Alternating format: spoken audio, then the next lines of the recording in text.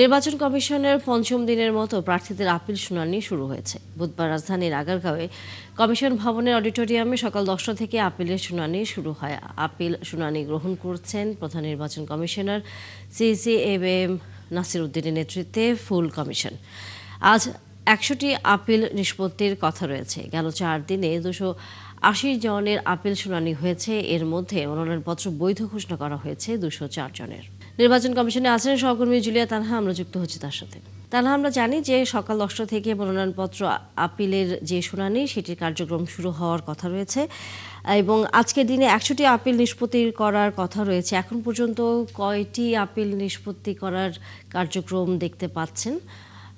একই সাথে যেসব প্রার্থীরা আসছেন তারা কোনো বক্তব্যের মধ্যে দিয়েছেন কিনা? তানিয়া, আপনাকে ধন্যবাদ। আমি কিন্তু আছি নির্বাচন কমিশনে। আজ কিন্তু রিটার্নিং অফিসারদের সিদ্ধান্তের বিরুদ্ধে যে আপিল শুনানি সেটি কিন্তু পঞ্চম দিনের মতো শুরু হয়েছে এবং প্রতিদিন 70টি করে আপিল শুনানির কথা থাকলেও আজকে কিন্তু 100টি আপিল শুনানির সিদ্ধান্ত নেওয়া হয়েছে এবং এই 100টি আপিলের মধ্যে কিন্তু 42টি স্বতন্ত্র প্রার্থীদের আপিল শুনানির কথা রয়েছে এবং এখন পর্যন্ত সকাল 10টা নাগাদ কিন্তু এই শুনানি শুরু হয় এবং এখন পর্যন্ত প্রায় 10টির মতো আপিল শুনানি শেষ হয়েছে এবং তার মধ্যে সকালবেলা প্রথম যে 4টি আপিল শুনানি নিষ্পত্তি হয় তার মধ্যে বাংলাদেশ কমিউনিস্ট পার্টির কিন্তু 4 জন প্রার্থী ছিলেন, তাদের মনোনয়ন বৈধতা ঘোষণা করা হয় এবং আপনাকে আরেকটি তথ্য দিয়ে রাখি, আজ প্রতিদিন কিন্তু 70টি করে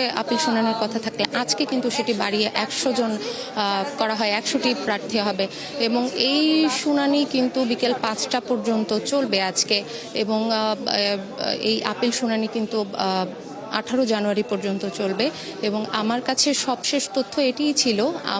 পরবর্তীতে আপিল শুনানির আরও কোনো তথ্য পেলে আপনাকে জানাবো। তানিয়া, ধন্যবাদ তানহা। দর্শক সহকর্মী জুলিয়া তানহা ছিলেন নির্বাচন কমিশন থেকে। জুলাই সনদের আলোচনায় নির্বাচনে অন্তত 5% নারীকে মনোনয়ন দেওয়ার বিষয়ে একমত হয় দলগুলো। বাস্তবে তার প্রতিফলন নেই। এমনকি 51টি দলের মধ্যে 30টির নেই কোনো নারী প্রার্থীও। বিষয়টিকে হতাশাজনক ও প্রতারণা বলে মনে করেন বিশ্লেষকরা। একজন অভিজ্ঞ রাজনীতিবিদ বলছেন, মাঠের বাস্তবতা হার মানেন তারা। শাহনাজ শারমিনের প্রতিবেদন। আসন্ন 12 ফেব্রুয়ারি নির্বাচনে 2568 জন প্রার্থীর মধ্যে মাত্র 109 জন অর্থাৎ 4.24% নারী। তাদের মধ্যে 72 জনকে বিভিন্ন দল মনোনীত করেছে, বাকিরা স্বতন্ত্র। বড় ছোট বেশ কয়েকটি রাজনৈতিক দলও কেবল পুরুষ প্রার্থীকে মনোনয়ন দিয়েছে। জনসংখ্যার প্রায় অর্ধেক নারী, বিভিন্ন ক্ষেত্রে রয়েছে তাদের অগ্রযাত্রাও। তারপরও রাজনীতি কিংবা ভোটের মাঠে কেন এই চিত্র? নির্বাচনী প্রশাসনিক ও বেসরকারি কর্মকাণ্ডে নেতৃত্ব দেওয়া 2 জন নারীর সাথে কথা বলেছি আমরা। তারাও বলছিলেন সমস্যাটার গভীরতা ঠিক কোথায়। যাদের মনোনয়ন দেয় ম্যাক্সিমাম ক্ষেত্রে দেখা যায় যে তারা পরিবারে, তার পূর্বে তার বাবা ছিল অথবা তার হাজবেন্ড ছিল, সেই সব ক্ষেত্রগুলো এই মনোনয়নগুলো তারা পেয়ে থাকে। কিন্তু মাঠের কর্মী, এটা রাজনীতিবিদ হিসেবে নিজেকে তৈরি করার এই ক্ষেত্রে নারীদের মূল্যায়ন করা হয় না। মাসল ম্যানিপুলেশন, এই তিনটাই মেয়েদের জন্য করা অনেক কঠিন। প্রথমত অর্থ যোগান দেওয়া, সেখানে স্বামীর পারমিশন লাগে। তারপরে মাসল, একটা মেয়ের জন্য মাসলকে কন্ট্রোল করা, সেটা একটা ব্যাপার আছে। আর ম্যানিপুলেশন তো মেয়েরা করে না। দেশের প্রধান একটি রাজনৈতিক দলের অন্যতম নীতি নির্ধারক নজরুল ইসলাম খান বলছেন, ইচ্ছা থাকলেও রাজনীতির মাঠের কঠিন বাস্তবতার কাছে প্রতিনিয়ত হার মানেন তারা। হ্যাঁ, এটা ঠিক আর কি, যে কিছু কিছু জায়গায় এমন আছে যে নারী প্রার্থীও মোটামুটি ভালো এবং পুরুষ প্রার্থীও মোটামুটি ভালো, কোনো বিশেষ কারণে দেওয়া সম্ভব হয় নাই। আমরা কি ভয় পাচ্ছি? জুলাই অভ্যুত্থানের গনগনে দিনগুলোতেও নারীদের সাহস আর অংশগ্রহণ ছিল চোখে পড়ার মতো। মাত্র 1.5 বছরের ব্যবধানে রাজনীতির পুরনো ছকটা কেন পরিবর্তন হয়নি? বিশ্লেষকরাও বলছেন, এর মূল দায় নিতে হবে রাজনৈতিক দলগুলোকেই। সেই বলিষ্ঠ রাজনৈতিক নেতৃত্বটা আমরা পাচ্ছি না, যিনি বলবেন যে না, আমার পার্টির এই 30 জন বা 40 জন বা 50 জন নারী নেতৃত্বকে আমি তৈরি করব, আগামী 5 বছর পর আমি তাকে নমিনেশন দেবো। সবশেষ জুলাই সনদের আলোচনাতেও অন্তত 5% আসনে নারীদের মনোনয়ন দেওয়া নিয়ে একমত হয় দলগুলো, তবে বিফলে গেছে সেই অঙ্গীকারও। আমাদের দেশের সুস্থ রাজনীতির পুঁজিটা হচ্ছে যে অর্থ, পেশি, ধর্ম। আমি এই 3টা বিবেচনায় কিন্তু নারীকে আপনি এগিয়ে পিছিয়ে রাখার জন্য অন্যতম হাতিয়ার। কাজে এই কারণে কিন্তু এটা সুযোগটা নারীদেরকে দেওয়া হচ্ছে না। গণপ্রতিনিধিত্ব আদেশ অনুযায়ী দলগুলোতে 33% পদ নারীদের জন্য সংরক্ষণের বাধ্যবাধকতা আছে। সেই বিধানও এখন পালন করতে পারেনি দলগুলো। আর বিষয়টা বাস্তবায়নের জন্য 2030 সাল পর্যন্ত সময় দিয়েছে নির্বাচন কমিশন। শানা শারমিন, 71, ঢাকা।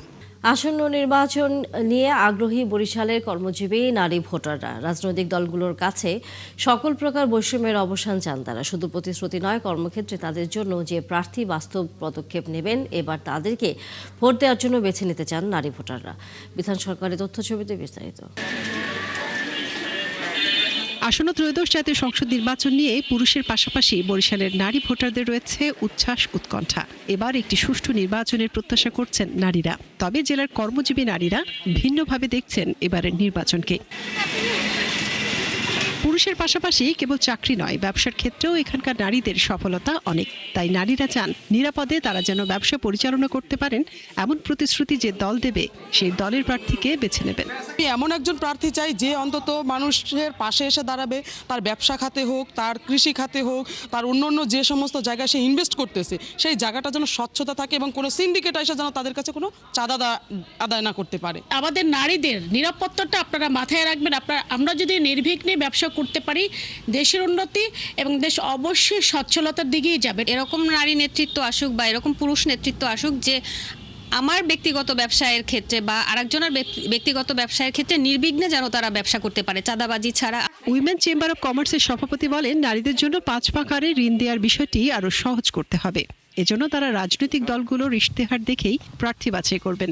175 জন নারী উদ্যোক্তা আমার উইমেন চেম্বারে আছে এবং আমরা চাই যে এই 175 জন হোক বা অন্য যে নারী উদ্যোক্তারা আছে, ওরা সহজ শর্তে ব্যাংক থেকে 5% যে লোনটা আছে নারীদের জন্য, সেটা নিয়ে ওরা নির্বিঘ্নেই যেন ব্যবসাটা করতে পারে। অনেকে মনে করেন এবারে সরকার হবে নারী বান্ধব, যারা নারীর অধিকার রক্ষা করা এবং সব ক্ষেত্রে নারী নেতৃত্ব তৈরিতে ভূমিকা রাখবে। আর নারীর প্রতি সকল বৈষম্য দূরীকরণের আন্তর্জাতিক চুক্তি সিরো সনদের বাস্তবায়নের কথা বলেন উন্নয়ন কর্মীরা। এটা হয়তো আমাদের অনেকের মধ্যে এই জ্ঞানটা নাই যে যেই সমাজে নারী পুরুষের বৈষম্য হয় সেই সমাজে সুস্থ পুরুষের মানসিকতাও তৈরি হয় না। সুতরাং এটা আমাদের প্রথম দরকার। বরিশাল সদর আসনে মোট ভোটার 5,01,303 জন, যার মধ্যে নারী ভোটার আছেন 2,50,617 জন। মনিরা কাজুরি, 71। ব্রাহ্মণবাড়িয়া 1 আসনে নির্বাচনে স্বতন্ত্র প্রার্থী না হওয়ার ঘোষণার পর সৈয়দ একেএম একারুজ্জামানের বহিষ্কারাদেশ প্রত্যাহার করেছে বিএনপি। মঙ্গলবার বিএনপির সিনিয়র যুগ্ম মহাসচিব রুহুল কবির রিজভী স্বাক্ষরিত এক বিজ্ঞপ্তিতে তার বহিষ্কারাদেশ প্রত্যাহার করা হয়। সৈয়দ একেএম একারুজ্জামান বিএনপির চেয়ারপারসন বেগম খালেদা জিয়ার উপদেষ্টা ছিলেন। দলীয় সিদ্ধান্ত অমান্য করে দ্বাদশ জাতীয় সংসদ নির্বাচনে প্রার্থী হওয়ার পর তাকে দল বহিষ্কার করেছিল। সেই নির্বাচনে তিনি স্বতন্ত্র প্রার্থী হিসেবে জয়ী হন। ত্রয়োদশ জাতীয় সংসদ নির্বাচনেও তিনি স্বতন্ত্র প্রার্থী হয়েছিলেন। মিয়ানমার থেকে আসা গুলিতে আহত টেকনাফের শিশু হুজাইফা আফনানের চিকিৎসা চলছে রাজধানী জাতীয় নিউরোসায়েন্স ইনস্টিটিউট ও হাসপাতালে। শিশু হুজাইফার শারীরিক অবস্থা আশঙ্কাজনক। মঙ্গলবার রাতে তাকে ঢাকায় হাসপাতালে আনা হয়। এর আগে দুপুরে উন্নত চিকিৎসার জন্য আইসিইউ অ্যাম্বুলেন্সে চট্টগ্রাম মেডিকেল কলেজ হাসপাতাল থেকে তাকে ঢাকার উদ্দেশ্যে পাঠানো হয়। মিয়ানমার সীমান্ত থেকে ছোড়া গুলি মাথায় বিদ্ধ হয়ে শিশু হুজাইফা গত রবিবার বিকেল থেকে চট্টগ্রাম মেডিকেলের আইসিইউতে লাইফ সাপোর্টে চিকিৎসাধীন ছিল। এর মধ্যে গত রবিবার রাতে বড় অপারেশন করেও তার মস্তিষ্ক থেকে বুলেটটি বের করা যায়নি। এই অবস্থায় আইসিইউতে লাইফ সাপোর্টে থাকা হুজাইফার মস্তিষ্কের চাপ কমাতে তার মাথার খুলির একটি অংশ খুলে রাখা হয়। মিয়ানমার সীমান্তের চলমান সংঘর্ষে সীমান্তবর্তী এলাকায় চরম আতঙ্ক বিরাজ করছে। টানা কয়েকদিনের সংঘর্ষের পর সোমবার সীমান্ত এলাকায় মাইন বিস্ফোরণের ঘটনা ঘটেছে। এদিকে বিদ্রোহীদের ছোড়া গুলিতে লম্বাবিল এলাকায় আহত হয়েছে শিশু হুজাইফা। সীমান্তের বর্তমান পরিস্থিতি জানাতে টেকনাফের হংকং থেকে যুক্ত হচ্ছে সহকর্মী সুমন তানভীর। সুমন, পরিস্থিতি সর্বশেষ আমাদেরকে জানাবেন এবং একই সাথে এই সীমান্তবর্তী যেই ঘটনাটি ঘটেছে এরপর বিজিপি অথবা আইন শৃঙ্খলা বাহিনীর সদস্যদের কারোর সাথে কথা বলার আপনার সুযোগ হয়েছে কিনা? তানিয়া, আসলে আমি একদম হুজাইফার বাড়ির আঙিনায় দাঁড়িয়ে আছি এবং এই গ্রামের প্রত্যেকটি মানুষের আসলে একটি প্রশ্ন, শুধু পরিবার নয়, হুজাইফার আসলে দোষ কি ছিল।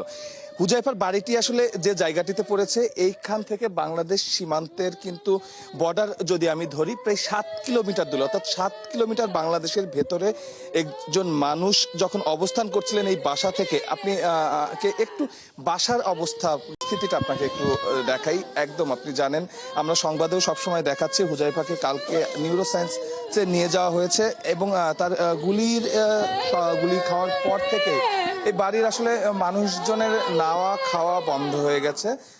আপনি দেখছেন, আমরা দেখাচ্ছি সবাই, মা, খালা এবং প্রতিবেশী প্রত্যেকটি মানুষ। হুজাইফা 9 বছরের একটি বাচ্চা, সেই 9 বছরের বাচ্চা যখন গুলি খেয়েছে সে বাসা থেকে দোকানে গিয়েছিল কিছু জিনিসপত্র কিনতে। তার দাদি সকাল থেকে আমরা বাসাটিতে। আসসালামু আলাইকুম। ডক্টর ইনিসুরে অনুরোধ করি দে আর নাতি বাংলাদেশের মাইয়ে এটা আননি উসাং হাবিব বাংলাদেশের ছেলে, উসাং হাবিবরে বাংলাদেশের ছেলে দেয়, উসাং হাবিব বাংলাদেশের ছেলে। হুজাইফার এই যে বইগুলো দেখছেন, হুজাইফার ওর বাবা কিছুদিন আগে ওর এই বইগুলো ওকে কিনে দিয়েছিল। এই নতুন বই নিয়ে হুজাইফা কিন্তু আসলে স্কুল পর্যন্ত যেতে পারেনি। সে এখন মৃত্যুর সঙ্গে আসলে যুদ্ধ করছে ঢাকার নিউরোসায়েন্স হসপিটালে। তার আপনি মনে হয় হুজাইফার খালা। একটু তার মার সাথে কথা বলবো। এই বইগুলো নিয়ে আমরা দেখছি সকাল থেকে বসে আছে। হুজাইফার অবস্থা জানেন শেষ কি অবস্থা?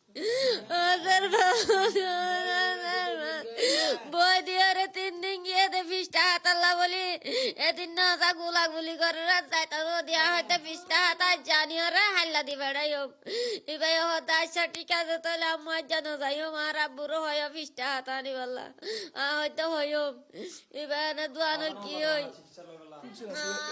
মায়ের কথা বলার মতো অবস্থা কিংবা দাদির কথা বলার মতো অবস্থা কিংবা প্রতিবেশী যারা আছে যারা হুজাইফার। আমার মেয়ের কালকে থেকে টাকা নিয়ে গেছে, আজও চিকিৎসা পাই নাই। আমার মেয়ে আজও চিকিৎসা পাই নাই। আমার মেয়েকে ডাক্তারদেরকে বলেন আমার মেয়েকে চিকিৎসা করার জন্য, আমার মেয়েকে উন্নত চিকিৎসা দেওয়ার জন্য। এখনো কালকে থেকে রাত 10টায় নিয়ে গেছে যে ওখানে আইসিইউর মধ্যে ঢুকাইছে। মা কিংবা যারা প্রতিবেশী আছে সবার কিন্তু আসলে কথা একটি, দায়িত্ব রাষ্ট্রের নিতে হবে। কারণ হুজাইফার কিন্তু আসলে কোনো দোষ ছিল না। আমি শুরুতেই বলছিলাম যে হুজাইফার বাড়িটি যেখানে পড়েছে সেটি কিন্তু বাংলাদেশ সীমান্ত থেকে প্রায় 7 কিলোমিটার ভেতরে। আমরা একটু একজনের সঙ্গে কথা বলবো। আপনি একটু আমাকে দেখাবেন আপনার হাতে। আমরা দেখছিলাম উনি কিছুক্ষণ আগে এই যে 7 কিলোমিটার ভেতরে যে বাসাটি, সেই 7 কিলোমিটার ভেতরের বাসা যাদের আছে, যাদের গ্রাম, এই যে বুলেটটি আমরা দেখছি, উনি কিছুক্ষণ এই বুলেটটি আপনি কোথায় পেয়েছেন? আমার বাড়ির ভিতরে। আপনার বাড়ি কোথায়? ওই জানলা দিয়ে দেখছি।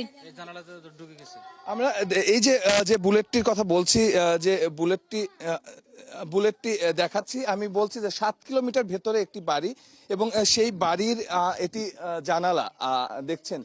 এই জানালা ভেদ করে এই বুলেটটি এই জানালার ভেতর দিয়ে এই বাড়ির ভিতরে ঢুকেছে।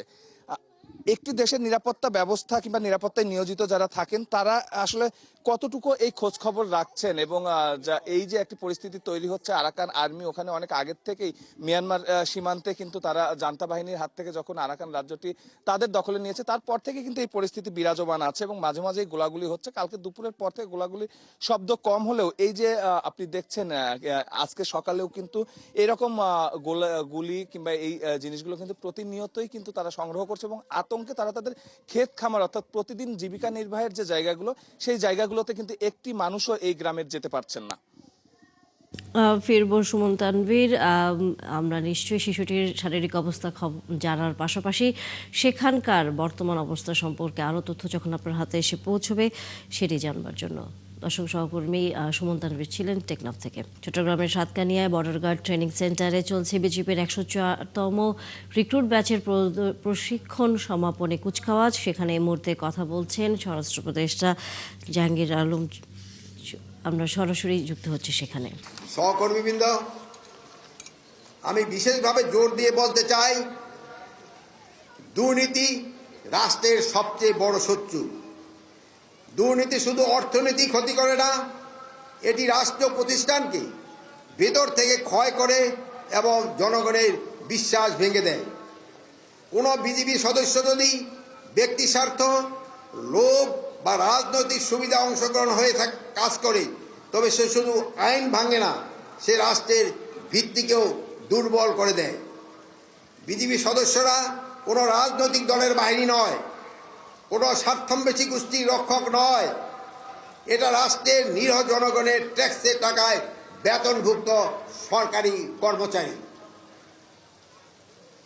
আপনাদের কেউ যেন কখনো কোনো বেআইনি আদেশ, কোথাও স্বার্থান্বেষী এজেন্ডা বা কোনো পক্ষপাতমূলক কর্মকাণ্ডে অংশ না হন।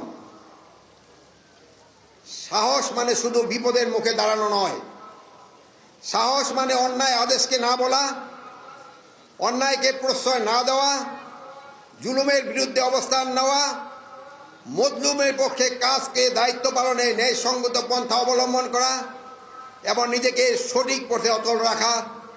সততা, নৈতিকতা এবং বিবেকেই হবে আপনাদের সবচেয়ে বড় চুবয়। আমি এই প্যারাটা আবার আপনাদের জন্য পড়ছি। সাহস মানে শুধু বিপদের মুখে দাঁড়ানো নয়, সাহস মানে অন্যায় আদেশ না বলা, অন্যায়কে প্রশ্রয় না দেওয়া, জুলুমের বিরুদ্ধে অবস্থান নেওয়া, মজলুমের পক্ষে কাজ করা এবং দায়িত্ব পালনে ন্যায় পন্থা অবলম্বন করা এবং নিজেকে সঠিক পথে অটল রাখা। সততা, নৈতিকতা এবং বিবেকই হবে আপনাদের সবচেয়ে বড় পরিচয়। সুধীমণ্ডলী, বর্ডার গার্ড ট্রেনিং সেন্টার কলেজের প্রত্যেক সদস্যদের অক্লান্ত পরিশ্রম, প্রচেষ্টা ফসলে আজকের এই নান্দিত কুপকাওয়াজ অনুষ্ঠান। মাদারীপুর থেকে লুট হওয়া এলপিজি গ্যাসে 462টি খালি সিলিন্ডার উদ্ধার করেছে শিবচর থানা পুলিশ। মঙ্গলবার রাতে আশুলিয়ার গোকুলনগর টানপাড়া এলাকায় অভিযান চালিয়ে সিলিন্ডারগুলো উদ্ধার করা হয়। পুলিশ জানায়, প্রযুক্তির সহায়তায় এবং গোপন সংবাদের ভিত্তিতে অভিযান চালিয়ে সিলিন্ডারগুলো উদ্ধার করে তারা। তবে এখন পর্যন্ত এই ঘটনায় কাউকে গ্রেফতার করতে পারেনি পুলিশ। জড়িতদের গ্রেফতারে অভিযান চলমান রয়েছে। গত 7 জানুয়ারি রাতে মাদারীপুরের শিবচরের বাচামারা এলাকায় চালককে কুপিয়ে ট্রাকসহ সিলিন্ডারগুলো নিয়ে যায় ডাকাত দল। সারা দেশে আগামী 5 দিনে তীব্র শীত নিয়ে পূর্বাভাস দিয়েছে আবহাওয়া অফিস। সংস্থাটি বলছে, সারা দেশে রাতে ও দিনে তাপমাত্রা কখনো কমবে আবার কখনো বাড়বে। সেই সাথে কুয়াশার দাপট অব্যাহত থাকবে বলেও পূর্বাভাসে বলা হয়েছে। মঙ্গলবার সকাল 9টা থেকে পরবর্তী 120 ঘন্টার পূর্বাভাসে এ তথ্য জানানো হয়। সংস্থাটি জানায়, পঞ্চগড়, কুড়িগ্রাম ও নীলফামারী জেলার উপর দিয়ে মৃদু শৈত্যপ্রবাহ বয়ে যাচ্ছে এবং তা অব্যাহত থাকতে পারে। পাশাপাশি আগামী শুক্রবার পর্যন্ত শৈত্যপ্রবাহ থাকতে পারে। তাপমাত্রার পূর্বাভাসে বলা হয়, বুধ, বৃহস্পতিবার ও শুক্রবার সারা দেশে রাত ও দিনের তাপমাত্রা সামান্য কমতে পারে। পরদিন শনিবার সারা দেশে রাত ও দিনের তাপমাত্রা সামান্য বাড়তে পারে। এদিকে রাজধানী ও আশেপাশের এলাকায় আজ সাময়িকভাবে আংশিক মেঘলা থাকতে পারে এবং আবহাওয়া শুষ্ক থাকতে পারে। ফলে গত কয়েকদিনের মতো আজও দিনের দীর্ঘ সময় রোদের দেখা মিলবে। বুধবার বাংলাদেশ আবহাওয়া অধিদপ্তর থেকে প্রকাশিত সকাল 7টা থেকে পরবর্তী 6 ঘন্টার পূর্বাভাসে এসব তথ্য জানানো হয়। সাভার ও আশুলিয়ার ছোট বড় হাসপাতালগুলোতে প্রতিনিয়ত বাড়ছে শীতজনিত রোগে আক্রান্ত রোগীর সংখ্যা। আক্রান্তদের মধ্যে শিশু ও বৃদ্ধদের সংখ্যাই বেশি। তাই সচেতন থাকার পরামর্শ চিকিৎসকদের, আর প্রয়োজন ছাড়া শিশু ও বৃদ্ধদের বাইরে না বের হওয়ার পরামর্শ দিচ্ছেন চিকিৎসকরা। জাহিদুল ইসলাম অনেকের তথ্য ছবিতে বিস্তারিত। তীব্র শীত দেশ জুড়ে, রাজধানীর উপকণ্ঠ সাভারেও শীতের দাপট। গত এক সপ্তাহে সাভার ও আশুলিয়ার বিভিন্ন হাসপাতালে চিকিৎসা নিয়েছে হাজারেরও বেশি রোগী। নিউমোনিয়া, ডায়রিয়া ও শ্বাসকষ্ট সহ নানা রোগে আক্রান্তদের মধ্যে বৃদ্ধ ও শিশুর সংখ্যাই বেশি। সাভার উপজেলা স্বাস্থ্য কমপ্লেক্সে প্রতিদিন শিশুসহ 300 থেকে 400 রোগী চিকিৎসা নিতে আসছে। 3 দিন থেকে ঠান্ডা, কাশি, বেশি অসুস্থ, পরে এই জায়গায় মেডিকেলে নিয়ে আসছি। নিয়ে আসার পরে বড় ডাক্তার দেখায়া এখন বাচ্চা ট্রিটমেন্ট চলতেছে, বর্তমানে এখন একটু ভালো। এখানে বাচ্চা পাতলা পায়খানা হয়েছে, এই জন্য আসছি। চিকিৎসা করার পর অনেকটা আল্লাহর রহমত সুস্থ হয়েছে। ওখান থেকে স্বাভাবিক যে ওষুধগুলো আছে এগুলো খাওয়াইছে আজকে 4 দিন। এখন থেকে ঠান্ডা কমে না, এর জন্য আমরা ডাক্তারের শরণাপন্ন হয়েছি। যখনই এই ধরনের প্রবলেম হবে, সাথে সাথে আপনারা নাকটা পরিষ্কার করে 2 নাকের ছিদ্রে খাওয়ার আগে হচ্ছে ঘুমানোর আগে বিশেষ করে নর্মাল স্যালাইন ড্রপ, যেটা সব বিভিন্ন কোম্পানির পাওয়া যায়, সেটা দিলেই অনেকটা সমস্যার সমাধান হয়ে যায়। এছাড়া জ্বর যদি থাকে জ্বরের ওষুধ দিতে হয়। এই আর কখনো যদি শ্বাসকষ্ট খুব দ্রুত হয় এবং বুকের দিকে দেবে যায়, বাচ্চার শ্বাস মানে বুকের পাঁজরটা নিচের দিকে দেবে যায়, তখন অবশ্যই আমরা তাদেরকে পরামর্শ থাকবে যে নিকটস্থ স্বাস্থ্য কেন্দ্রে তাকে যে চিকিৎসা নেওয়ার জন্য। প্রয়োজন ছাড়া শিশু ও বৃদ্ধদের বাইরে না বের করার পরামর্শ দিচ্ছেন চিকিৎসকরা। বাচ্চাদের এবং বয়স্করাই বেশি আসতেছেন এবং বাচ্চারা শ্বাসকষ্টজনিত রোগ, ডায়রিয়া, বয়স্কদের সিওপিডি, শ্বাসকষ্টজনিত যাদের পুরনো শ্বাসকষ্ট আছে এরাই আসলে বেশি পরিমাণে আসতেছে। শীতজনিত রোগের চাপ সামাল দিতে গিয়ে হিমশিম খাচ্ছে হাসপাতালগুলো। অনেক হাসপাতালে শয্যা সংখ্যা সীমিত হওয়ায় রোগীদের মেঝেতে বা অতিরিক্ত বেডে রাখতে হচ্ছে। হাসান আহমেদ, ৭১। চলছে সংবাদ সংযোগ। সরাসরি সংবাদ অনুষ্ঠান দেখতে চোখ রাখুন ৭১-এর ফেসবুক পেজে এবং সাবস্ক্রাইব করুন ৭১-এর ইউটিউব চ্যানেল। থাকুন ৭১-এর সাথে।